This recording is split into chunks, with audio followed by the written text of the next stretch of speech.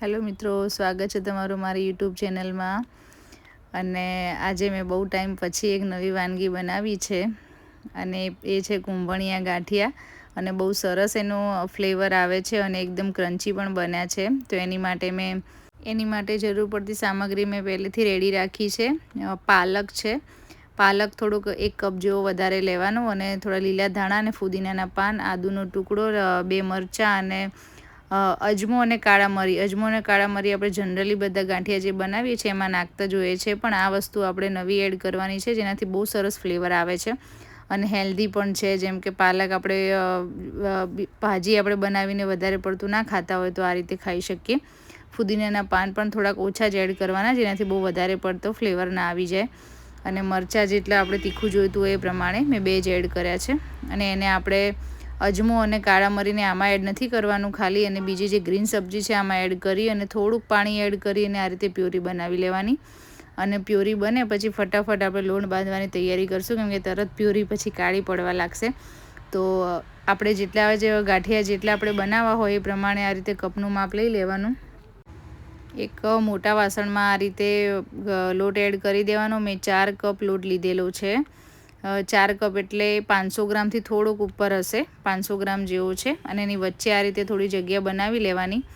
અને એમાં પછી આપણે બધી વસ્તુ એડ કરીશું. તો સૌથી પહેલાં એમાં અજમો આપણે મસળી અને એડ કરી દેવાનો. અજમાનું પ્રમાણ થોડું વધારે રાખવાનું તો બહુ સરસ લાગશે અને પચવામાં બી હલકા રહેશે. અને કાળા મરી તો આપણને જે રીતે ભાવતા એ રીતે એડ કરી શકાય. અને મીઠું સ્વાદ પ્રમાણે એડ કરી દેવાનું. મેં 2 ચમચી મીઠું એડ કર્યું છે અને અડધાથી પોણા ચમચી જેવો સોડા એડ કર્યું છે.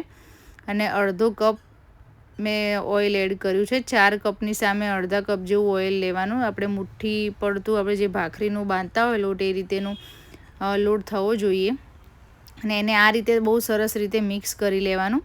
આ બધી જ વસ્તુ આપણે એક બાઉલમાં એડ કરીને મિક્સ કરીને પછી બી એડ કરી શકીએ, પણ આ રીતે વચ્ચે એડ કરીને ઇઝીલી આપણે પછી એને મિક્સ કરી દેવાનું. તો બધી જ વસ્તુ સરસ મિક્સ કર્યા પછી આપણે આ રીતે લોટ મસળી દેવાનો, એટલે મોઈન બધું મિક્સ થઈ જશે લોટમાં. અને તમે જોઈ શકો છો કે મેં માપસરનું ઓઇલ એડ કર્યું છે. આ રીતે મુઠ્ઠી પડતું સરસ એવું મોઈન થયું છે. જો તમને ઓછું લાગે તો આપણે થોડું એડ કરી દેવાનું, અને જો વધારે લાગે તો થોડો લોટ એડ કરી દેવાનો. અને પછી આપણે જે પ્યોરી બનાવી છે એ પહેલાં એડ કરવાની. પહેલાં પ્યોરી એડ કરીને સરસ એવું મસળી લેવાનું, કેમ કે આપણને જો વધારે આપણે વધારે ઢીલો લોટ પહેલાં એડવાન્સમાં નથી બાંધવાનો, પહેલાં આપણે થોડું કઠણ લોટ જ બાંધવાનો. એટલે આ રીતે પ્યોરી બધી લઈ અને સરસ એવું બધું મિક્સ કરી લેવાનું. એટલે આપણને આઈડિયા આવી જશે કે કેટલું હવે પાણી જોઈશે. તમે જોઈ શકો છો કે મેં પ્યોરી અને પછી મિક્સચરમાં થોડું પાણી એડ કર્યું, એટલે આ રીતનું લોટ થઈ જ ગયો છે. જો તમને વધારે પડતો ઢીલો લાગે તો થોડો પહેલો લોટ ઉપરથી એડ કરી અને કરી શકાય, કેમ કે ચણાનો લોટ થોડો મસળવો અઘરો જ પડે, ચીકણો હોય એટલે એકદમ હાથે ચોંટી જાય. તો પણ મેં મસળી અને આ રીતે થોડો કઠણ લોટ કરી જ લીધો છે. હવે સાઈડમાં આપણે ઓઇલ ગરમ કરવા રાખી જ દેવાનું લોટ બાંધતા હોય ત્યારે. અને પહેલાં એડ કર્યું હોય તો કંઈ વાંધો નહીં, પછી ઓઇલ ગરમ થાય એટલે આપણે લોટને આ રીતે થોડુંક એકવાર આપણે ગાંઠિયા પાડી શકીએ એટલું સાઈડમાં લઈને થોડું પાણી એડ કરવાનું અને પછી એને બરાબર મસળવાનો. એને સરસ એવું આપણે મસળીશું એટલે એકદમ હલકો ફૂલકો લોટ થઈ જશે. તમે જોઈ શકો છો કે એકદમ થોડોક આમ ઢીલો કરી દેવાનો, થોડું પાણી થોડું એડ કરવાનું અને એને મસળીશું એટલે એકદમ સરસ હલકો ફૂલકો લોટ થઈ જશે. લોટને જેટલો આપણે વધારે મસળીશું એટલા ગાંઠિયા બહુ સરસ અને ક્રન્ચી પડશે. તો લોટને સરસ એવો મસળી જ લેવાનો. આ રીતે તમે જોઈ શકો છો કેવો સરસ લોટ થઈ ગયો છે.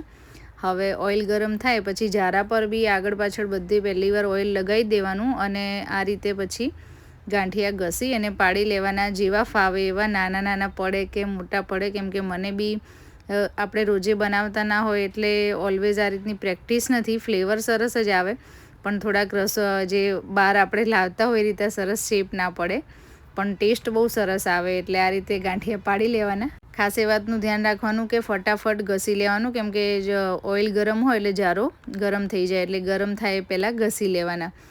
અને ગેસની ફ્લેમ આપણે મીડિયમથી વધારે જ રાખવાની, ફૂલ જ રાખવાની. અને આ રીતે એને ફ્રાય કરવાના જ્યાં સુધી એના બબલ્સ એકદમ ઉપર ઓછા ના થઈ જાય. તમને આઈડિયા આવી જ જશે કે થઈ ગયા છે. પછી આ રીતે આપણે કાઢી લઈશું. તમે જોઈ શકો છો કેવો સરસ કલર આવ્યો છે, એકદમ ગ્રીન. અને આને આપણે ચડાવતા ધ્યાન રાખવાનું, વધારે ફ્લેમ ગરમ લાગે તો થોડી લો કરી લેવાની, પણ એને લાલ નહીં થવા દેવાના. અને તમે એને કાઢશો ને પછી સરસ એવા ક્રન્ચી થઈ જશે.